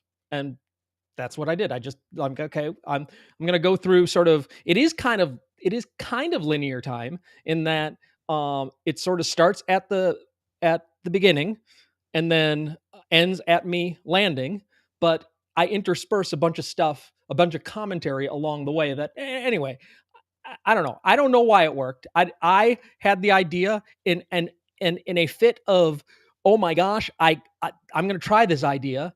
I worked on it like for 7 days straight and then lost the video. Well, okay, you didn't lose it. You like rendered over it. Yes, correct. I rendered over all of my originals. So this is that one. Okay. Yeah. And so, I mean, Ted was actually incredibly influential in recovering, because one of the things I do is every flight that I make, I record every flight I make. And then I do a very quick cut of that flight and upload it to YouTube to review, to like look over, well, is there anything that I want to do differently? And so I had that. And Ted was able to help me extract that in sort of full resolution. And then from there, I could plug it back into what I was working on. So, So you didn't get all the angles, but you saved what you'd already done. Yeah. So I left a comment on it saying that it was the best Fisk debrief on the internet, and That's I in the didn't thumbnail expand very now, much too. But there's a lot of YouTubers that will publish their arrival on the Fisk arrival. There's a lot of them, but nobody has put it into context with going back and like you did with your discussion with AJ and with Ted, and putting context around each aspect of it. And I just thought it really painted a three-dimensional picture, basically, as opposed to somebody saying, yo, we're next, watch the plane in front of us as if they rock the wings, and well, let's try to go for runway 3. There was just a lot more context around it. Well, the thing about it, Mark, that was especially great is all of the things that are the iconography of the Fisk arrival experience, rocking your wings, landing on the yellow dot, all of that stuff. that's what's so fantastic about the video is it basically none of those things happened.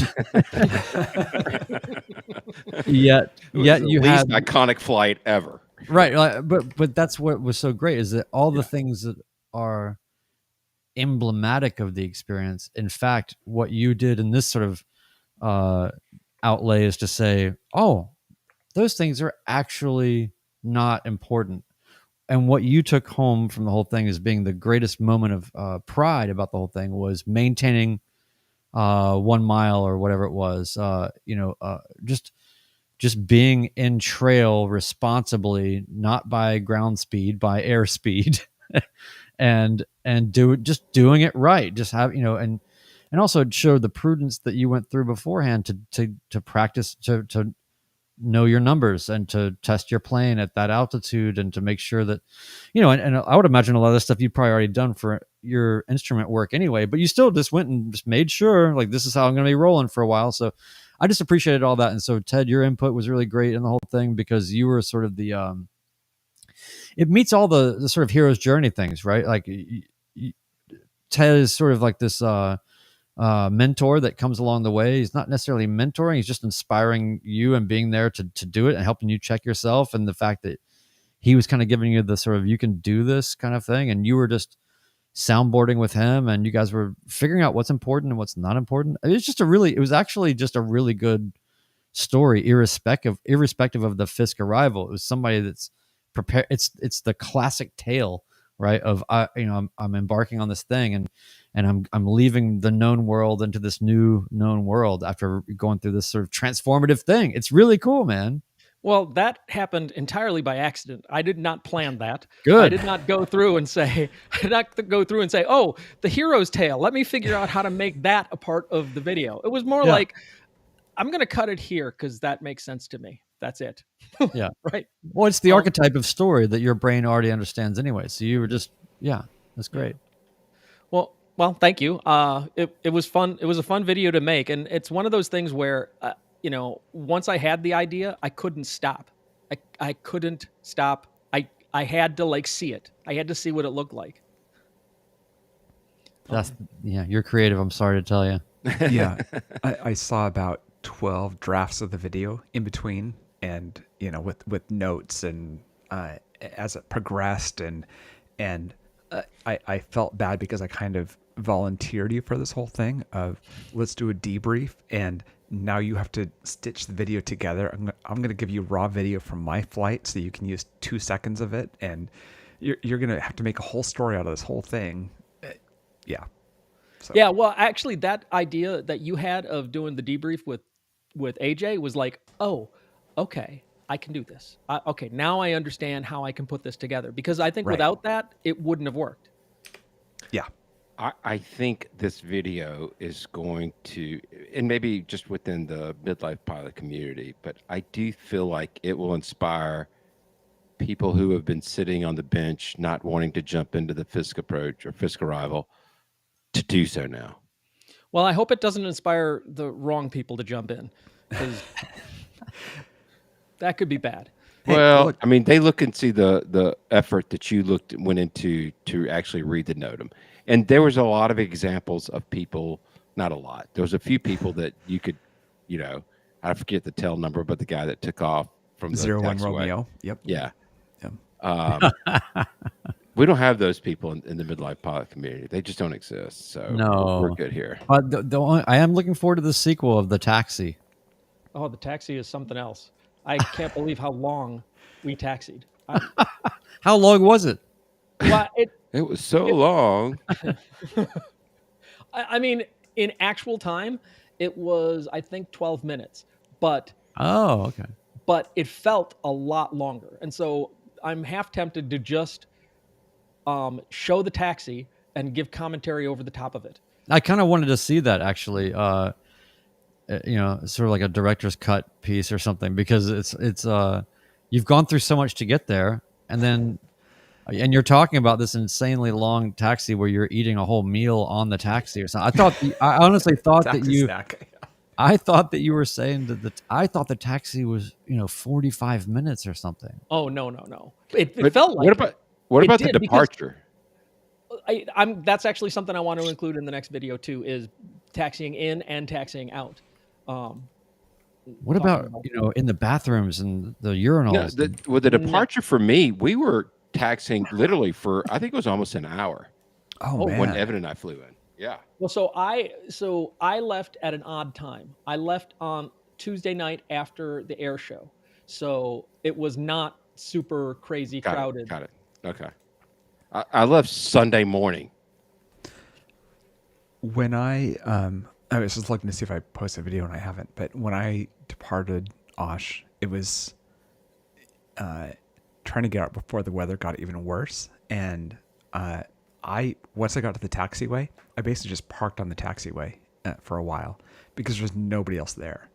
And so I kind of got lucky on that departure. There was I didn't although it was kind of disappointing because I wanted to line up side by side and do that whole thing. But at least I didn't worry about overheating and all those issues. So yeah. Very cool. Anything else we need to cover tonight, gentlemen? And I don't know. Brian. I'm excited about your multi-training, Ben. Stay with the stay with it. I'm going to stay with it. I got no choice. But if this drags on, if this 100-hour inspection turns into 300 hours of inspection time, I may have to find another school and ruin their airplane, I guess. I don't know. You just need to just go buy your own multi, just get one. How many tailwheel planes and multis have you like sent to their grave at this point? Yeah. 3 of each. Yeah. 3 of each. I think here's what I think it is. I think it's the Beast. I think the Beast knows that I'm cheating on it. And so the Beast is throwing a curse on these other planes so I don't forget about him or her. I don't know. It's super, super frustrating, but you know what? I would not trade my problems with anybody. Last thing I want to add is just if anybody out there really wants to rebuild a 4 AGE motor in a 1985 Toyota MR2, I've got one that might need some TLC. So reach out, and I it's coming back to. I'm shipping it back here. Anyway, why do airplanes from the 60s and cars from the 80s? And I mean, on one hand, I'm just thinking, wow, I have 2 cars and an airplane for less than the cost of a 2020 Corolla. But also I have an airplane and 2 cars that are valued at less than a 2020 Corolla. So, man, when I was younger, I had a Miata that died north of LA and spent the night, got a U-Haul plus a U-Haul trailer to trailer it back to San Diego, and then spent the next couple weeks putting a new engine in it after work and had it up and running within a couple weeks. I don't have the energy to do that now. I can't believe that I did that. Right. It's like... Well, every so often you say some things that you've done, and I have the same reaction. I'm like, holy mackerel, man. I kind of feel like Ted is almost like Forrest Gump. Like